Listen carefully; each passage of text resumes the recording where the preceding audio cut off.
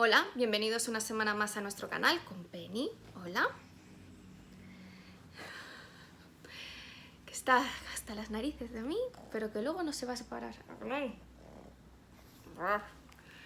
Esta semana toca un libro de la lista de 100 libros que leer antes de morir, Estoy on Fire, que es el número 28 de esta lista, que es Las uvas de la ira, que es una novela realista escrita por el ganador del premio Nobel John Steinbeck y que fue publicada en 1939 y ganó en su momento el premio Pulitzer y el National Book Award, que no son unos premios que se ganen así fácilmente. Se sitúa en la Gran Depresión, en concreto después del crack del 29, en la década de los años 30 y en concreto en la gran migración que se produjo de muchos granjeros de Oklahoma y de estados de los alrededores a California, ya que habían, aparte del crack del 29, en Oklahoma hubo varios años de sequía y polvo, que se conoce como el Dust Bowl, que hizo que los granjeros perdieran año tras año sus cosechas, que tuviesen que pedir préstamos a los bancos y que, claro, como seguían perdiendo sus cosechas, no podían devolver los préstamos y los bancos decidieron ejecutar las hipotecas y embargar a todos los granjeros de sus granjas, echarlos de sus tierras y sustituirlos por tractores, o sea, unir todas las tierras, echando todas las casas y que un tractor con una persona hiciese todo el trabajo de todas estas familias, por lo que cientos de miles de personas se quedaron en la calle sin trabajo y sin nada en lo que poder trabajar, porque no eran personas, eran personas que sabían leer y escribir y punto, o sea, eran personas de campo que no habían conocido nada más. Todas estas familias tuvieron que malvender sus posesiones, que se las pagaron por un precio muy inferior del que tenían, comprar coches usados y que en realidad eran baratos porque se los vendían a precio de oro y que necesitaban un montón de reparaciones, y viajar hasta California, donde se les decía que les ofrecían trabajo a cambio de un buen sueldo, un buen clima y con un buen sitio en el que vivir. Y cuando llegaban a California se encontraban que habían enviado estos folletos para conseguir un montón de mano de obra que luchase entre ella misma para poder abaratar los salarios lo máximo posible, hecho que hacía que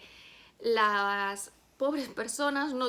las pobres familias con sus salarios no les diese ni para comprar comida suficiente para alimentar a su familia. O sea, no os estoy hablando ya de que no tengan un sitio en el que vivir, no.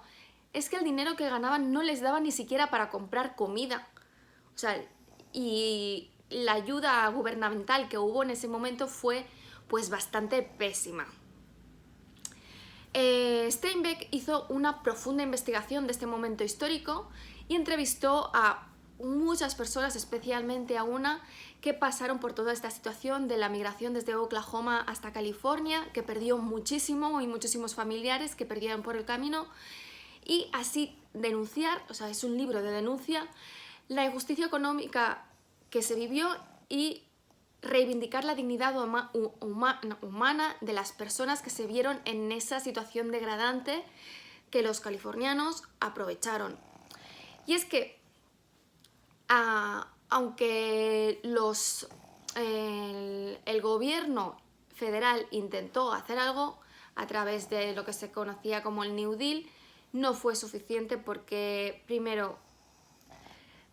los campos que construyeron solamente daban cabida a una parte muy pequeña de la población que estaba migrando, y además la gente se veía obligada a salir de allí donde tenían agua caliente, donde tenían baños y podían tener su tienda de campaña en la que vivían y estar seguros, porque no había trabajo en los alrededores. Y entonces, claro,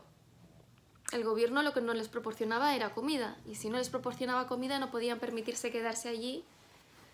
y tenían que irse de esta seguridad. El libro, o sea, precisamente para remarcar esta parte de denuncia, está narrado en dos voces distintas. Por un lado hay un narrador omnisciente objetivo, que es la voz de Steinbeck, que de forma despersonalizada pues explica la situación que se va viviendo, que va viviendo la familia protagonista. Por ejemplo, cuando están a punto de irse, pues explica cómo la gente se aprovechaba comprando sus posesiones a un precio mínimo, cómo compraban coches a un precio y lo vendían con un beneficio del 500% a las pobres familias que estaban desesperadas para irse, y lo explica así de forma objetiva y realista. Objetiva porque claramente está denunciando la situación, pero realista porque es lo que pasó de verdad, o sea, por muy duro que sea, o sea, es que realmente es un retrato realista, aunque desde el punto de vista de una persona que lo ve totalmente abyecto, pero que realmente es lo que pasó. Porque, por ejemplo, uno de los que a mí me afectaron más porque no lo sabía, California, los pequeños granjeros, o sea, bueno, los pequeños terratenientes comparados con las grandes empresas, tiraban la comida por razones económicas, porque no les salía más caro recogerla y venderla que tirarla directamente. Y tiraban la comida y mataban a los cerdos y les tiraban gasolina por encima para que para que los migrantes no se pudiesen comer esa comida. Y mientras tanto, estas personas, o sea, que ni siquiera son extranjeros de otro país, o sea, que son de tu propio país, morían de hambre y de frío y quedan totalmente despojados de humanidad porque no les daban ni este trato más cordial y que puedes esperar, ¿no?, de una persona. Y por otro lado existe el narrador, que también es omnisciente, que sigue el camino de la familia Joad, que es la protagonista del libro, a través de la que vemos pues las fases por las que iban pasando las familias y todo lo que pierden por el camino y a lo que se enfrentan cuando llegan a California para sobrevivir. Aunque muchos críticos entienden que la narración no es del todo coherente o correcta, yo de verdad no he visto nada de eso, o sea, no lo comparto. Si bien, aunque le ponen esta crítica, dicen que esto, bueno, está sobrepasado del todo simplemente por el retrato histórico que hace Steinbeck y su increíble forma de escribir. Realmente es un libro difícil de leer, sobre todo si se lee en inglés, no sé cómo será en castellano, por el hecho de que en la parte de la narración que sigue a los Joad, los diálogos están escritos en el dialecto del sur, o sea, de Oklahoma,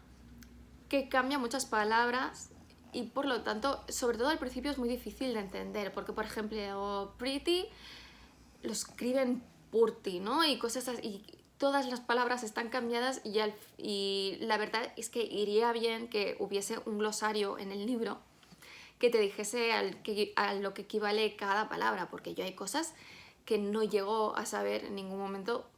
a qué se refieren, y claro que lo buscas en el diccionario y realmente no tiene una traducción porque forma parte de un dialecto. A pesar de ello, vale la pena, aunque sea por el conocimiento histórico y lo bien escrito que está. Y que al final se entiende, o sea, quizás no entiendes todo lo que dice el dialecto, porque esto es imposible de entender, o sea, pero realmente vale la pena. Bueno, el libro empieza con la salida de la cárcel de Tom Joad, que está en libertad condicional después de haber matado a un hombre, bueno, a un chico del pueblo, pero que en realidad lo mató en legítima defensa porque este le atacó con un cuchillo y él pues le dio un golpe en la cabeza con una pala, con tan mala pata, por decirlo de algún modo, que lo mató. Y claro, realmente esto, o sea, ya apartando, es que en Estados Unidos es otro mundo, pero aquí sería legítima defensa pura y dura, ¿sabes? No terminaría con una sentencia de 7 años, como le pasa a él, y que sale en libertad condicional a los 4 años. Pero bueno, mientras Tom Joad va a su granja y está pensando en sus padres y cómo vivir allí, y les ayudará con la granja y demás, se encuentra por el camino a un antiguo predicador que solía ir por su granja y los alrededores donde vivía él, Jim Casey, pero que ya no lo es porque dice que ha dejado de creer en Dios y que tiene que encontrarlo para poder seguir siendo un predicador. Y decide acompañarlo pues para ver a la familia, a su familia, básicamente. El problema es que cuando llegan a la granja se la encuentran abandonada y claro, se quedan allí como... ¿Qué hacemos? ¿Sabes? O sea, ¿cómo encontramos algo? Y por suerte aparece un vecino, Mully Graves, que les explica la situación, o sea, de que han sido embargados, que todas las familias se están yendo, pero él ha decidido quedarse para luchar, aunque en realidad se está volviendo loco poco a poco, y que la familia de Tom está en casa de su tío y se está preparando para emigrar a California después de que los hayan echado de sus tierras. Tom se reúne con su familia y Casey va con ellos y decide acompañar a su familia saltándose la condicional. Pero bueno, al fin y al cabo, ¿qué otra solución tiene? Porque no hay trabajo allí y tampoco dejará a su familia cuando él puede trabajar y aportar dinero. Así que se va con sus padres, su tío y sus 5 hermanos, 2 que son adultos, bueno, que pueden trabajar, 2 niños pequeños de 8 y 10 años y una de sus hermanas se acaba de casar y está embarazada y viene también su marido y los 2 abuelos paternos que tienen ya una edad muy avanzada y viajan con un coche transformado en un camión para poder meter allí todas las pertenencias que se llevan y llevarlos a ellos también. O sea, un camión que lleva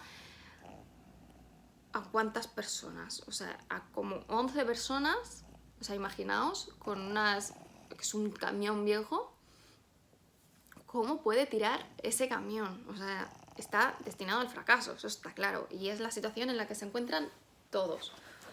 O sea, ¿qué les pasa? Como les pasa a todos, que se terminan gastando todos sus ahorros en reparar el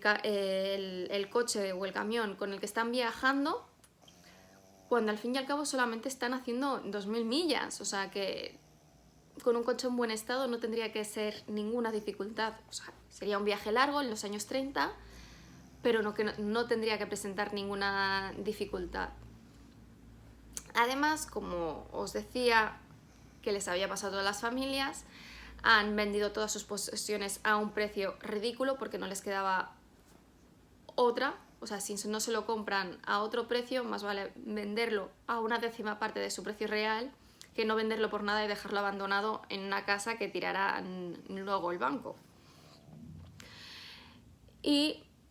es eso, es que es cuando lo estás leyendo, pues ves la terrible especulación que hay detrás de toda la situación de las personas que se están aprovechando de la pobreza de otros, o sea, sin ningún tipo de escrúpulo. Es algo, sinceramente, que dice muy poco a favor de la humanidad, porque eso no solamente ha pasado en América, ha pasado en otros sitios. El camino, que solamente, como os decía, es de 2000 millas a través de la Ruta 66, que aparentemente, y ellos cuando salen también lo ven como nada, se termina convirtiendo en una pesadilla porque avanzan muy poco a poco. Ya al principio de su viaje muere el abuelo, tienen que dormir en el suelo acampados con el tiempo que hace ahí, alimentándose pues con lo que pueden y con el resto de las familias que están huyendo, porque a medida que van yendo por la carretera se van encontrando con diferentes campamentos de personas que están haciendo el mismo camino que ellos. Y a medida que van avanzando, además, van escuchando historias de personas que vuelven de California y que les informan de que no hay trabajo y que todo es mentira, que los folletos que habían estado repartiendo por todo Oklahoma diciendo que les esperaba trabajo con un buen salario y una vivienda, que es totalmente falso y que es simplemente para poder